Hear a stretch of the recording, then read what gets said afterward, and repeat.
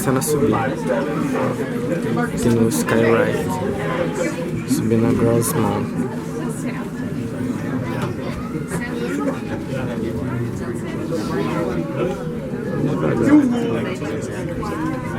Esse aqui é minha moto. Hello everybody, welcome aboard the Grouse Mountain Super Scout Ride. Trip to the top today will take about 6 minutes. It'll reach a height of 1,100 meters, or 3,700 feet above the city of Vancouver. Seas just coming to view now in the distance down below us.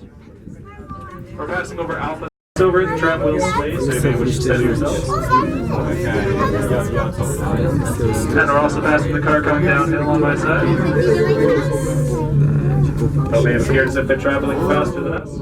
We're actually attached to the same cable and therefore travel at exactly the same speed. This also marks the halfway point of the trip. If you have any questions throughout the rest of the ride, my name is Josh. Don't hesitate to ask.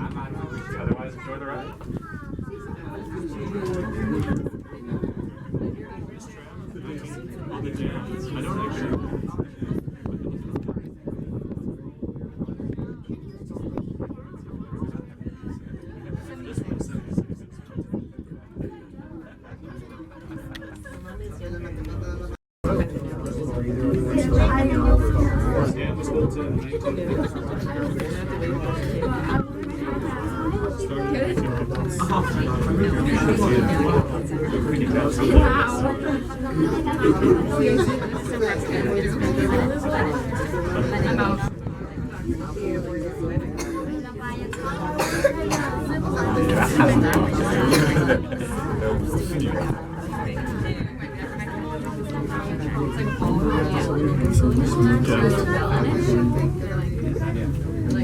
Just steady yourselves as we pass over this next tower. The tram will sway once again.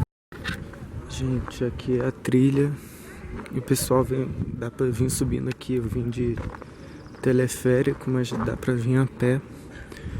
Tem um pessoal ali, eu não vou filmar pra não parecer estranho.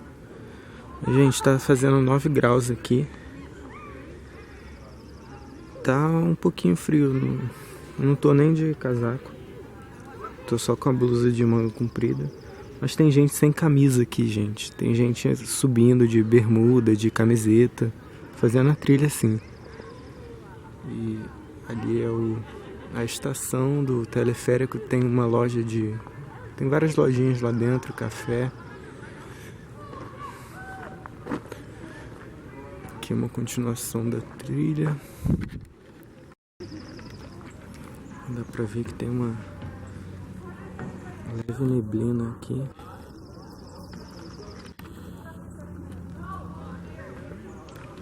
Quase não dá pra ver lá pra baixo, muito longe.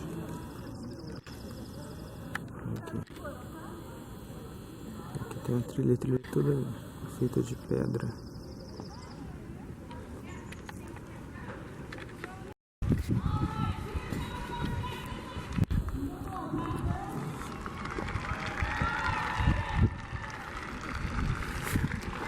O som apareceu.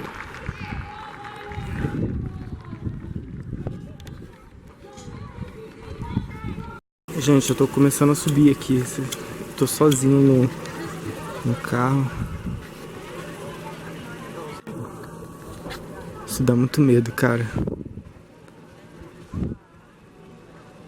É tenso fazer isso sozinho.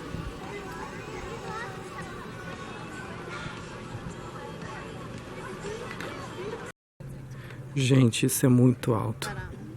Olha meus pés aqui flutuando. E ainda tem muita coisa para subir.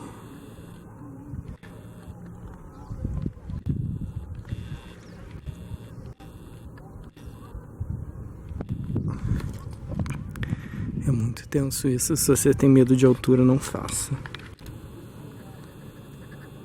Eu tô descobrindo agora se eu tenho medo de altura ou não. Mas a vista aqui é muito bonita. Pra ver as montanhas lá embaixo. Os pinheiros. Parte final da subida. Parece que eles cortaram as árvores daqui para poder abrir caminho de passar.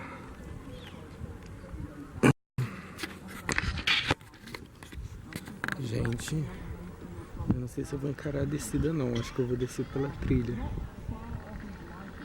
É muito tenso isso aqui.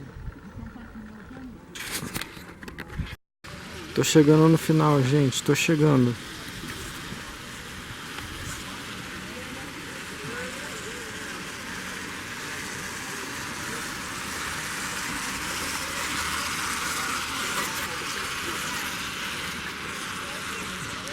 Tô chegando no final.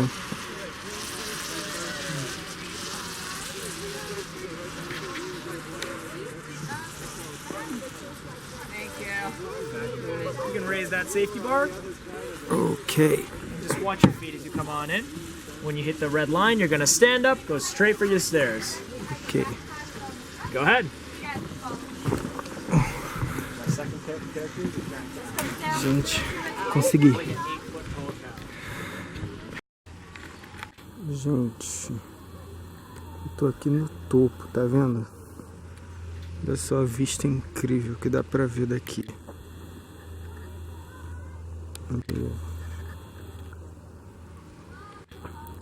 Pra ver todas as nuvens em cima lá da cidade de Vancouver. Aqui dá pra ver os carrinhos subindo. Olha lá.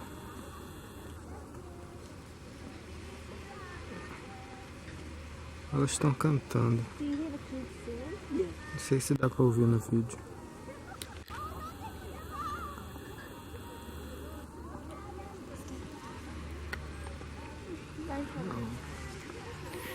Aqui estou eu.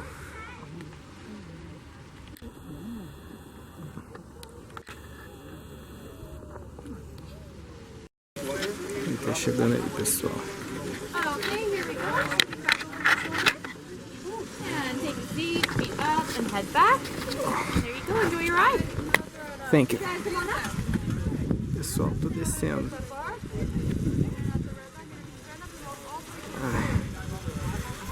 Descer mais tenso. Ui, tá frio. Esse vento tá muito gelado.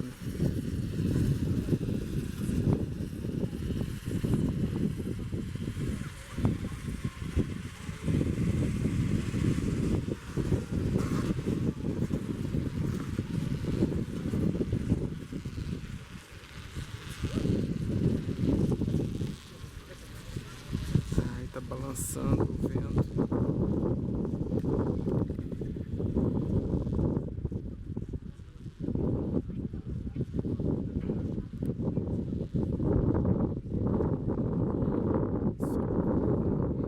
O pessoal não tinha trilha pra descer. Ai, não tinha trilha pra descer. Eu tive que vir por aqui de novo. Tem uma estradinha ali, mas ela só vai até ali embaixo, tá vendo? Até o lugar onde tem a maior parte das coisas. Que é como se fosse um parque. Tem várias atrações lá embaixo. E uma delas é essa subida pro topo da Grouse Mountain. Pra lá tem as outras cidades vizinhas de Vancouver, ali ali é a cidade de Burnaby. Pra lá tem outras cidades, mas Vancouver é essa bem aqui que não dá pra ver agora por causa do nevoeiro, mas é aquela cidade bem lá embaixo. A gente vai passar por um...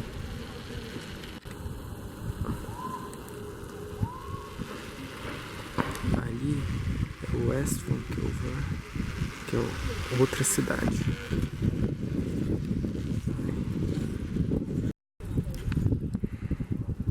Oi. Olha só que tenso, que tenso. A gente vai até lá. Tá. Até lá.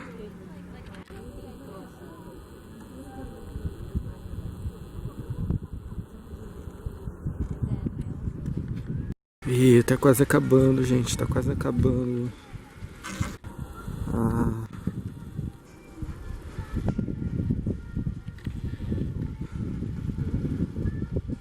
Nossa, falta mais 2.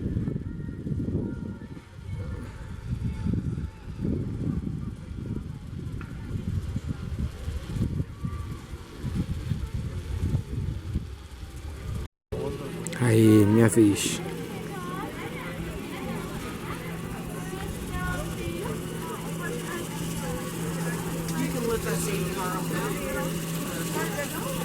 And just remember to wait till the red line and then you start up. Ok.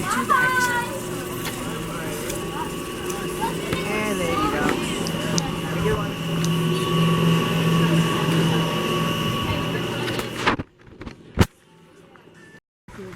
Gente. Que animal gigante, gente. Ele é muito grande.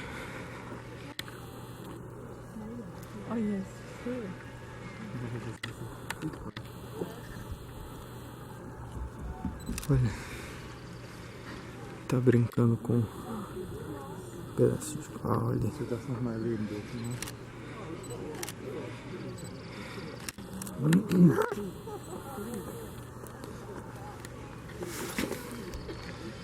Ele é muito grande. Vou tentar ir ali embaixo pra chegar mais perto.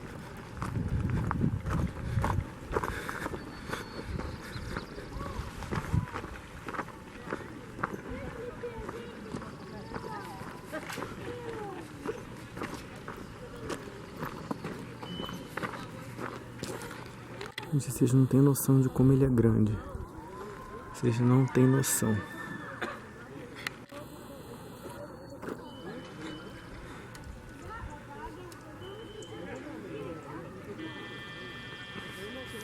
Olha, a cabeça dele tem dá umas 3 cabeças minhas.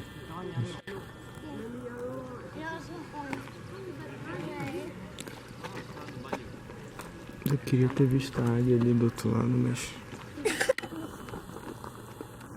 queria tentar filmar ele fora da água. Gente, tem outro urso aqui.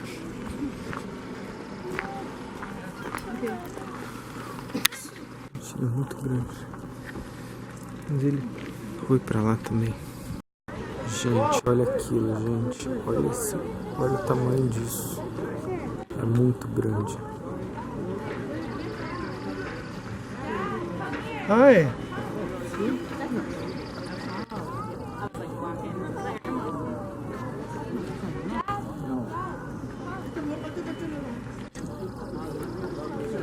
É muito grande, muito gordo.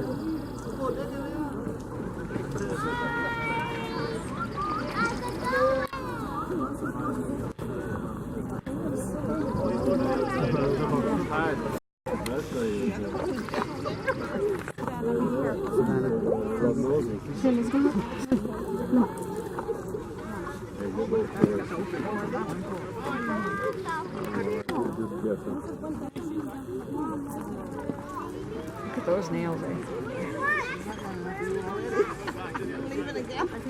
Didn't even notice that one was there in the white. Even porcupines. You may wonder why she wants to go after a skunk. Owls do not have a sense of smell, so if they get sprayed, it really doesn't matter. You might say that they just don't give a hoot. Come on, that was funny, guys!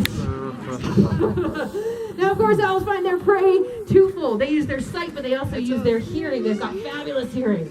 It has to do with the shape of her face. It's very flat, like a satellite dish or an earlobe. It captures sound. Owls have special feathers on their face which funnel the sound into their ears. Now, their ears are, they're pretty much where our ears are. They're not those feather tufts on the top of her head. Are you dancing, Daddy? I think that was a no. Daddy, whoa. Her ears are where our ears are, actually, but they're uneven. They're not like ours. They're asymmetrical. So one points up and forward, the other one's down and backwards. Owls can triangulate based on sound and sound alone. So again, this is why they have silent flight, so it doesn't interfere with the sound when they're tracking their prey. They, of course, have fabulous eyesight as well. These big, beautiful eyes on Danny help coordinate a lot of light. And she can say you see about 10 times better than you or I can at night. Hey, Danny. Oh. Now, you may have noticed, however, that Danny is quite a chatty owl. You gonna talk again in the microphone?